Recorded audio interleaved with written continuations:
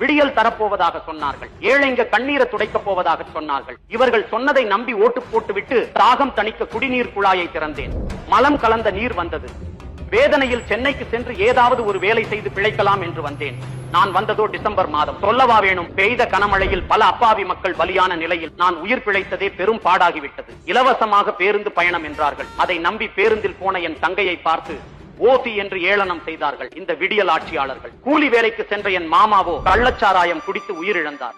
ஏன் இன்னும் மதுவிலக்கை அமல்படுத்தவில்லை என்று கேட்டேன்.